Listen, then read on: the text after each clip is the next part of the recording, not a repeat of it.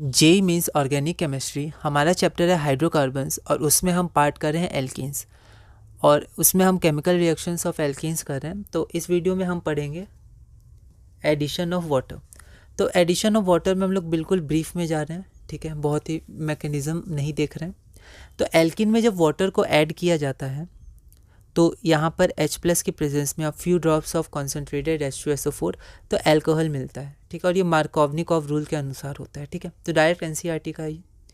तो इसका एक क्वेश्चन आया था जो हम लोग बाद में देखेंगे। तो हम लोग पहले देखते हैं डिहाइड्रो हैलोजिनेशन। तो एल्काइल हैलाइड ये एक्चुअली प्रिपरेशन है ना। तो ये टॉपिक का नाम है केमिकल प्रॉपर्टीज़, पर ये प्रिपरेशन है, तो ठीक है, हम दोनों को एक ही में ले लिया।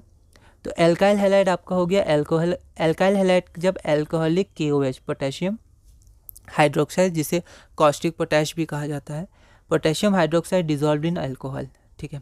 तो यहाँ पर HX एलिमिनेट हो जाता है, ठीक है। अल्कोहल मतलब जनरली इथाइल अल्कोहल होता है, तो HX एलिमिनेट हो जाता है, इसलिए बोलते हैं डिहाइड्रो। हाइड्रो मतलब H, हेलोजिनेशन मतलब हेलोजन, और डी मतलब हटना। तो HX हटता है और अल्कीन बन जाता है। इसको बीटा एलिमिनेशन भी कहते हैं, ठीक है। NCERT में दिया हुआ है, आप ब्रीफ इसको पढ़ लीजिएगा और आप अलग अलग जगह से मैकेनिज्म देख सकते हैं, क्योंकि ये सब बहुत इंपॉर्टेंट है, ठीक है। एडवांस के लिए तो बहुत ही इंपॉर्टेंट है एक एक मैकेनिज्म, और मेंस में भी कुछ क्वेश्चंस आते हैं मैकेनिज्म के, पर अभी हम लोग ब्रीफ में देख रहे हैं जो आए हुए हैं, ठीक है।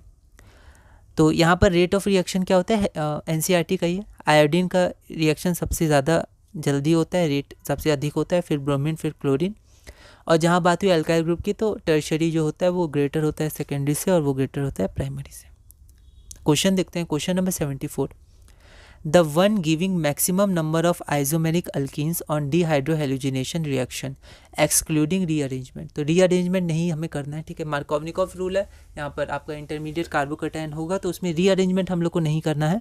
सिर्फ हमें बताना है कि dehydrohalogenation होने पर कौन सा अल्कीन सबसे ज़्यादा आइजोमेरिक एल्कीन बनेगा। मतलब ये आपका एल्काइल हैलाइड दिया हुआ है क्योंकि उसी में हाइड्रोहेलोजिनेशन होता है और प्रोडक्ट बनता है। तो जो प्रोडक्ट बनेगा उसमें सबसे ज़्यादा आइजोमर्स कौन शो करेगा, कौन सा अल्कीन। यह क्वेश्चन 2023 में आया था। एक बार आप इसे ट्राई करिए, फिर हम लोग आगे बढ़ते हैं। तो यहाँ पर हम लोग एक एक करके सारे एल्काइल हैलाइड से एल्कीन्स बनाते हैं। तो सबसे पहला हमारे पास ये है, फॉर्मूला के अनुसार हमने स्ट्रक्चर लिख दिया। अब यहाँ पर ब्रोमीन है तो यहाँ पर उसके पास यही H है, तो ये बना देगा अल्कीन। अब ये शो नहीं करेगा कुछ, है ना, तो ये 1 अल्कीन हो जाएगा, ठीक है। मतलब 1 अल्कीन मतलब एक ही अल्कीन बनेगा, एक ही प्रोडक्ट बनेगा, है ना। तो आगे बढ़ते हैं। अगला हमारा ये, अब देखिए यहाँ पर 2 H है, तो चाहे इधर बना है या इधर बना है, एक ही बात है। तो यहाँ पर आपका ये भी एक ही अल्कीन हो जाएगा, ठीक है। ये कोई आइसोमर शो नहीं करेगा।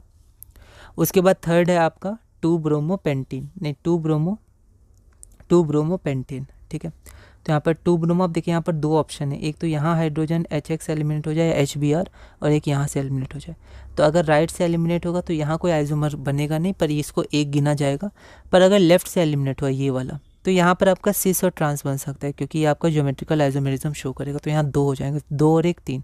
तो टोटल आपके पास कितने हो गए, तो टोटल आपके पास 3 हो गए, है ना। यहाँ पर आइसोमर पूछा गया तो ज्योमेट्रिकल लेंगे, ऑप्टिकल यहाँ है नहीं, ठीक। अब हम लोग आगे बढ़ते हैं। ये हमारा ऑप्शन है, तो यहाँ पर यहाँ तो इसके पास कोई है ही नहीं हाइड्रोजन, ठीक है। तो यहीं से इसको लेना पड़ेगा हाइड्रोजन, तो इसमें भी एक ही अल्कीन बनेगा, कोई आइसोमर शो नहीं करेगा क्योंकि यहाँ H2 है। तो आपका आंसर C हो जाएगा, 2 ब्रोमोपेंटीन, ठीक है। अगला क्वेश्चन है, मतलब अब अगला रिएक्शन है reaction of alkynes to form alkenes, preparation of alkenes, ठीक है। तो ये प्रिपरेशन का क्वेश्चन अब आएगा। एक क्वेश्चन है, ज़्यादा क्वेश्चंस नहीं है, टॉपिक के बाद कुछ क्वेश्चंस हैं, 1 या 2 क्वेश्चंस। तो अगली वीडियो में हम लोग ये रिएक्शन देखेंगे, और NCERT के हिसाब से मैंने टॉपिक्स लिए हैं, और जो नहीं है उसको हम लोग मिसलेनियस में देखेंगे, या फिर कुछ कुछ अभी आगे आएंगे जो जैसे ऑक्सीडेशन, हाइड्रोबोरेशन ऑक्सीडेशन, ठीक है, ऑक्सीमर्क्यूरेशन, ठीक है, डीमर्क्यूरेशन। तो ये सब हम लोग कुछ ब्रीफ में देखेंगे, ये NCERT में नहीं है पर ये इंपॉर्टेंट है, ठीक है। और बाकी जो भी बचेगा हम लोग मिसलेनियस में देख लेंगे। तो अगली वीडियो में हम लोग प्रिपरेशन ऑफ अल्कीन्स में reaction of alkynes to form alkenes करेंगे और आगे बढ़ेंगे।